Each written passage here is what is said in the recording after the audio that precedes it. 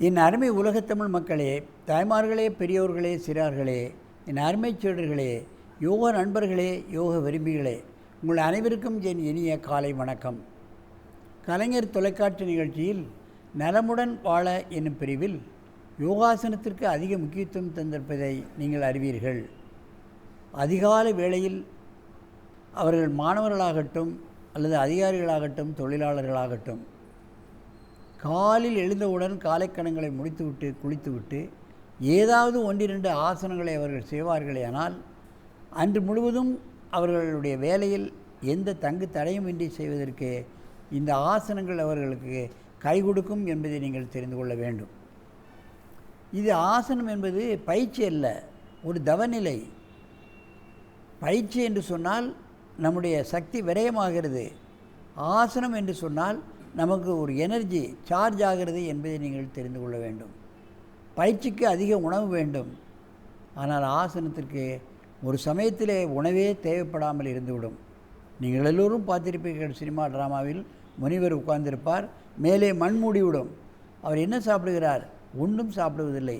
காற்றைத்தான் சுவாசித்து கொண்டு ஆயிரக்கணக்கான ஆண்டுகள் அந்த மண்ணுக்குள்ளே இருக்கிறார்கள், அந்த மண் புற்றுக்குள்ளே இருக்கிறார்கள். மனிதன் சாகாமல் இருப்பதற்கு காற்றுத்தான் முக்கியம். உணவில்லாமல் 10 நாள் இருந்து விடலாம், ஆனால் காற்றில்லாமல் ஒரு 2 நிமிடம் கூட நம்மால் இருக்க முடியாது. அதைத்தான் தெரிந்து கொள்ள வேண்டும். அதைத்தான் நமது யோக இலக்கியங்களில் காற்றை நிறுத்தாமல் இருப்பதற்கான பிராணயாமம், பிராணன் போவதை தடுத்து நிறுத்துவதை இழுப்பதை பிராணயாமம் என்று பல்வேறு பயிற்சிகள் மூச்சு பயிற்சியில் வைத்திருக்கிறார்கள் நமக்கு. அந்த பயிற்சிகளை செய்தால் மனிதன் சாக மாட்டான், யமனையே அடித்து விரட்டி விடலாம் என்று சொல்கிறார்கள் திருமந்திரத்தில். ஆகவே ஏற்றி இறக்கி இருகாலம் பூரிக்கும் காற்றை பிடிக்கும் கணக்கறிவாளருக்கு கூற்றை உதைக்கும் குறியது ஆமைங்கிறான். ஏற்றி இறக்கி செய்யக்கூடிய மூச்சு பயிற்சியை செய்துவிட்டால் யமனை அடித்து விரட்டி விடலாம் என்று சொல்கின்றார். ஆகவே ஒரு மனிதன் யோகாசன பிராணாயாமங்களை செய்வோமையானால் யமன் நம்ம கிட்ட வரமாட்டான், நமக்கு சாக்காடு கிடையாது, நம்ம சாக்காடு நமது கையில். அந்த நிலையில் இன்றைக்கு பார்ப்பீர்களானால் நமது அரங்கிற்கு பிரணவ் 8 வயது 4வது வகுப்பு SBOA பள்ளியில் அவன் படிக்கிறான், ஜூனியர் காலேஜில் படிக்கிறான். அவன் இங்கே யோகாசனத்தை கற்றுக்கொண்டு படித்து கொண்டிருக்கின்றான். அவன் இங்கே யோகாசனம் செய்து கொண்டிருக்கின்றான். அடுத்த ஆள் ஷாலினி, வயசு 10, அவள் சின்மியா ஸ்கூலில் படிக்கிறார், 5வது வகுப்பு. அவளும் இங்கே யோகாசனம் நமது பள்ளியில் படித்து கொண்டிருக்கிறாள். அவள் இருவரும் மகாமுத்ரா செய்ய போகிறார்கள். பத்மாசனத்தை கலத்தி விட்டு மண்டியிட்டு உட்காருங்கள்.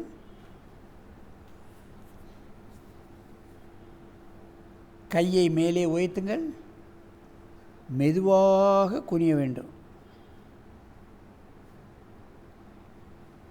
இது பார்ப்பதற்கு எளிமையான ஆசனங்கள். அதற்கு பேரை பாருங்கள், மகாமுத்ரா. ஏன் மகாமுத்ரா? பாடியை 3ஆக விளைக்கக்கூடிய சந்தர்ப்பம் நமது லைஃபில் கிடையாது. 1, 2, 3 மகாமுத்ரா. இதெல்லாம் அந்த காலத்திலே நம்ம வீட்டில் அன்றாட நடைமுறையாக இருந்தது. காலையிலே ஆண்களாகட்டும் பெண்களாகட்டும் காலையிலே எழுந்து குளித்துவிட்டு பெரியோர்களுக்கு இந்த மாதிரியான ஆசனத்தில் நமஸ்காரம் செய்வார்கள்.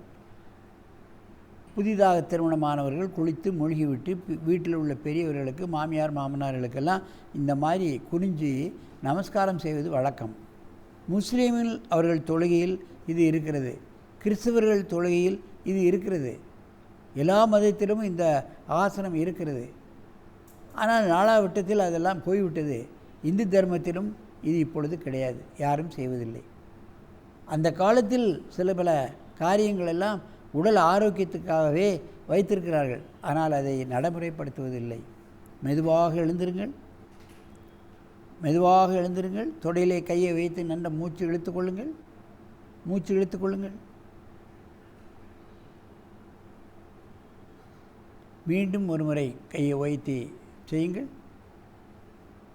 குனியுங்கள்.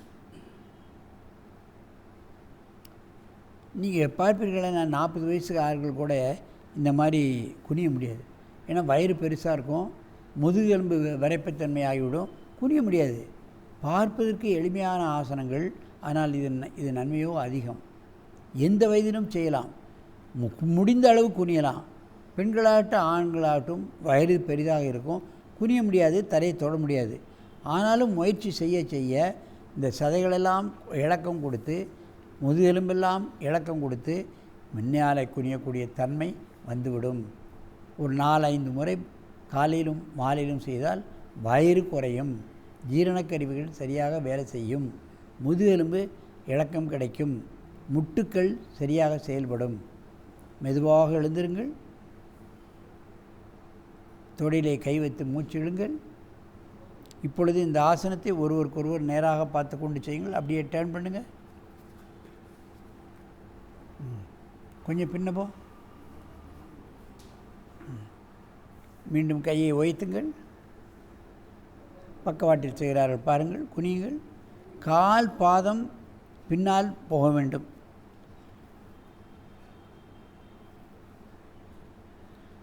பார்ப்பதற்கு எளிமை, செய்வதற்கு எளிமை.